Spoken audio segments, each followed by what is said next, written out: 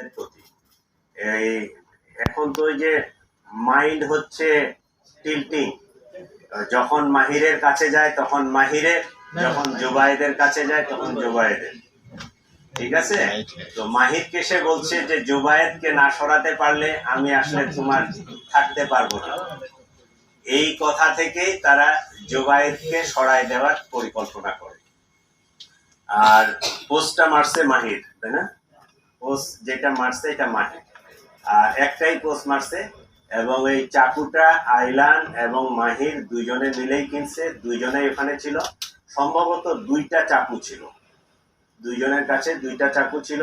পরিকল্পনা ছিল যে আইলান মাহিরের যে বন্ধু, সে পিছন থেকে পোস্ট মারবে, কিন্তু সে পোস্ট মারে নাই। ওই মাহিরেই নিজেই তার চাকুটা বাহির করে ওই সে বলার বাম সাইডে না ডান সাইডে, ডান সাইডে এই জায়গাটাই পোস্ট মারবে।